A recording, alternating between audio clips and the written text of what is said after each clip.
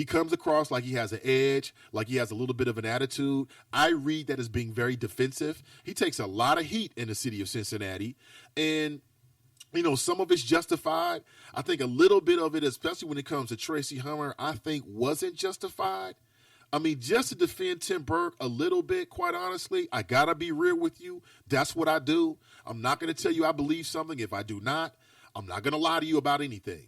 I believe that, Tim Burke put an attempt in, at least an attempt, to try to balance the scales when there was so much negativity in the media about Tracy Hunter. I mean, you can Google it. He wrote a couple of, if you want to call them op-ed pieces or columns in which he defended Tracy Hunter. Not enough people bring that up. Not enough people bring that. That is the fact and truth. If it was not, I wouldn't say it. However, on the other side, it appears to me that there's a lot of deals that have gone on with the local Republican Party. And again, I could be wrong in it, but it appears to me as if the Democrats don't always come out ahead. That's my personal viewpoint, okay, based on my personal views. I don't have to be right. I don't have to be wrong. That's how I see it, just to be fair about Tim Burke. Some folks have been calling for him to leave. Okay, great. So who are we going to put in his place if you actually believe that? I don't really think that the issue is necessarily Tim Burke if you live in the city of Cincinnati. I believe that the real issue is the electorate. I'll be honest with you. Now, the kind of people that listen to my show, the kind of people that listen to talk radio in general, studies show us that those kind of people are more politically with it. They're more likely to vote. They're more likely to watch the morning shows, the weekly shows, the nightly shows, and keep up with on politics. So the people that I speak to on a regular basis, I believe are more politically astute than your average Cincinnatian if you don't listen to talk radio. Okay? But the real issue is, go back. The real issue is not necessarily Tim Burke. The real issue is not necessarily Joe Dieters. That's not your problem. I mean, you keep your nose clean, per se, although Tracy Hunter notwithstanding. You keep your nose clean, more than likely you'll never have any interactions with Joe Dieters. Okay? Not in that sense. Maybe you'll catch up with him on a golf course or something. I don't know. I don't know your lifestyle. But that's not your issue. The issue in Cincinnati is not Joe Dieters, it's not Tim Burke, it's Cincinnati. It's the electorate. Not enough people come out on a regular basis and vote. And so what happens is you got a tiny fraction of Cincinnati that's making the political decisions for all of Cincinnati. That's the real issue, folks. So that's the real issue. So a lot of folks want to blame it on him. Monique is asking, Kelly Prather is running for U.S. Senate. She is. And I like what she's doing. There are things about her platform that I agree with. And what I like about it is the fact that she's doing it. That's what I like about it. Whether you agree or disagree with whether it's Kelly Prather or any other candidate. I just appreciate the people who are actually out there doing it and not just talking about it. I would love to have Kelly Prather on the show. I would love to have Mr. Sittenfield on the show. I would love to have Mr. Strickland on the show, and that is my plan. This is new media, and I'm reaching people in a way that other people in the city just don't. They just can't. And I want to make sure that as we have our discussions every morning, that we're talking with the newsmakers. So most definitely, I will put those invitations out to see if Ms. Prather or Kelly is willing to come on the show.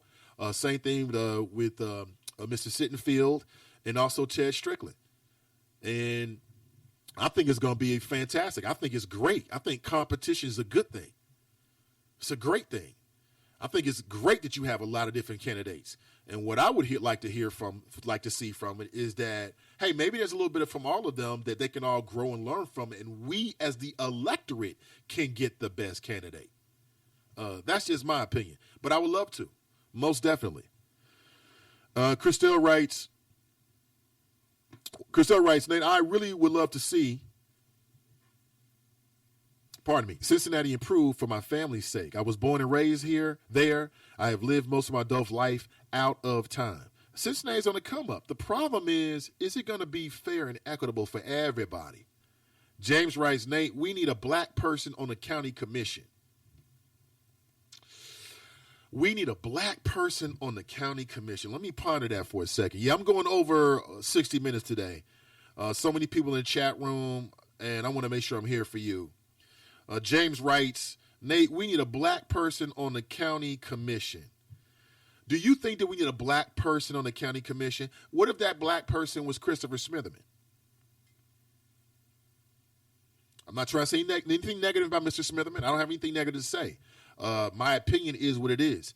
It's up for you or his people or whoever to decide whether they think it's positive or negative. I'm just giving you my honest flow. So, James, if Christopher Smitherman was on the county commission, would that satisfy your desire to have a black person on the county commission? See, what I'm here to tell you is it's hard to distinguish. You can have a black person on the county commission, but their politics don't necessarily jive with what black people may believe they need, okay? You understand what I'm saying? So what I want to see as a county commissioner is somebody who's qualified and somebody who cares about the people and somebody who's not necessarily caught up all in the politics. Now, is that possible in today's time? I don't know. I don't know if it's possible or not. I mean, right now you got 2 Republicans and 1 Democrat county commissioner. As long as I've been alive, it's always been that way. The Democrats have never had a majority in terms of county commissioners. Now, I don't have the history books open in front of me. Perhaps you do. And someone can tell me, has there ever been a time where the Democrats had a majority? And if so, how long was the duration and were they effective?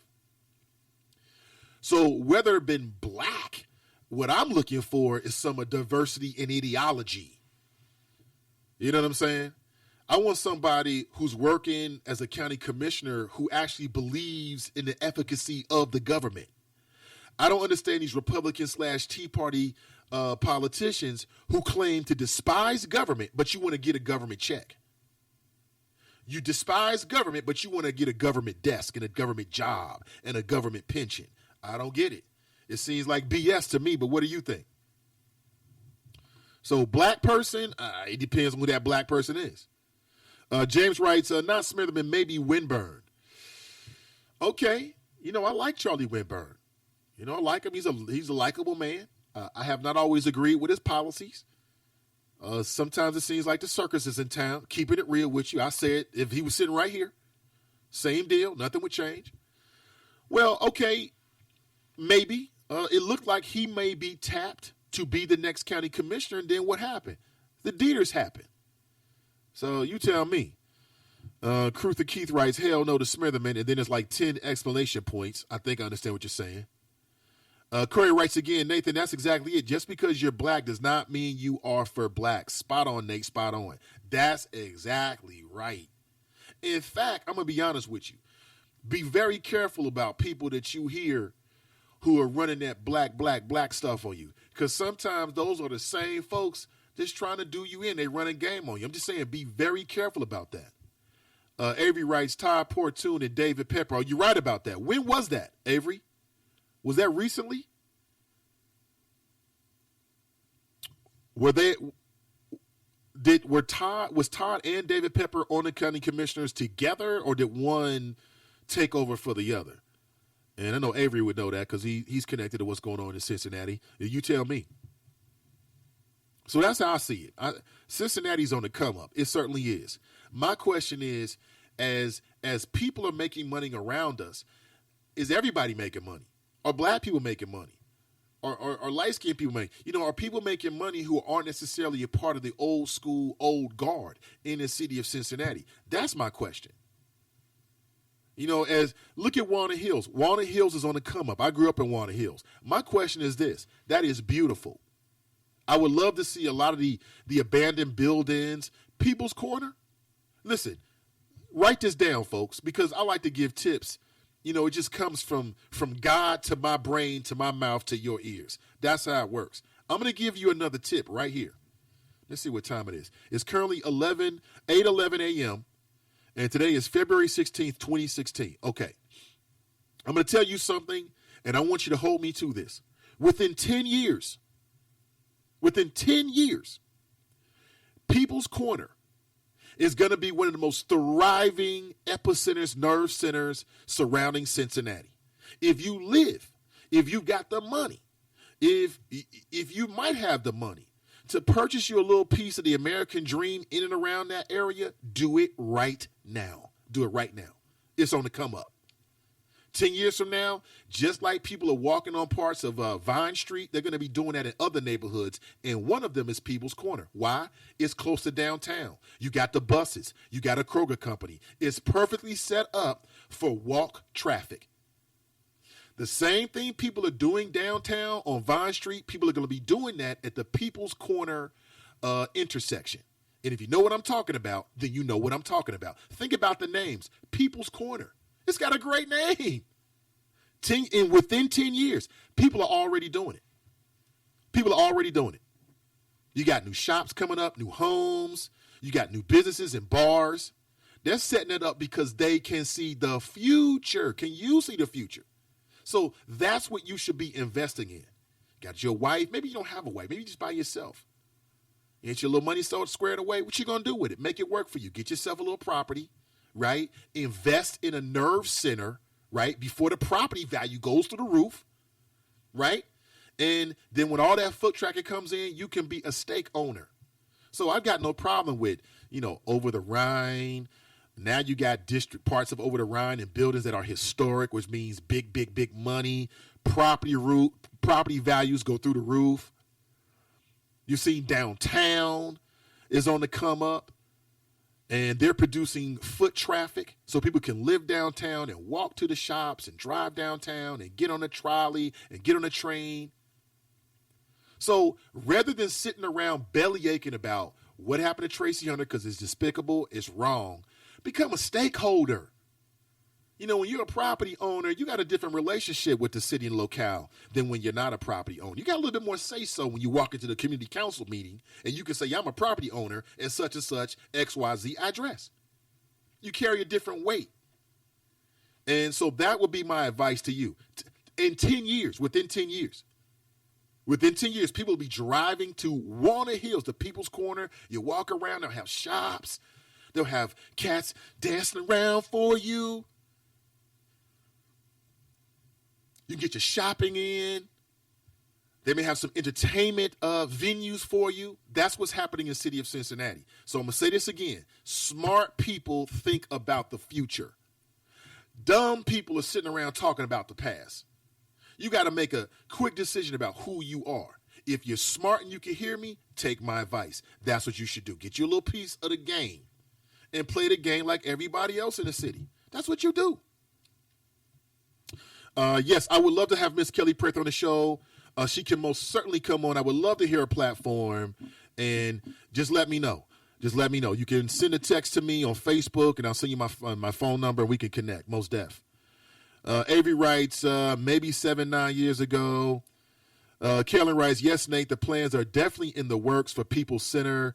# eyes wide open. Again, I'm only observing it because I grew up in Walnut Hills. My parents used to send me to the store. I'd walk for blocks to the store, come back. I would go to the Bush Center. I would go to that Kroger. I mean, there's a woman that works in that Kroger who's been working there since before I was a teen. So I'm telling you what I see. And this is what's going to happen. So what does that mean for you if you're listening right now? Then I got to finish the broadcast and move on to other things. And the podcast will be up immediately after the show. So what does that mean? It means that if you are currently not in a position to get a stake in the big game, I'm talking about home ownership, then spend the next 5 years putting yourself in that position so you can take advantage of what's about to come in the city that you live in, the city that you love, the city I love, Cincinnati. If you do have the money, then you need to be thinking very seriously about where you invest it. Think very wisely about it. About 3 years ago, 3 or 4 years ago, this is a true story, then I'll move on. I'm driving, I guess you would call it southwest, I guess you would call it, or southeast, I'm sorry, on William Howard Taft. On McMillan. And I'm going toward the Kroger. I look over and I see, and I kid you not, it was about 3 or 4 white guys. They had on hard hats, suits, and clipboards. When you see that, that means development is coming. So you can sit back and bellyache and complain about, oh, they're taking our property, or you can put yourself in a position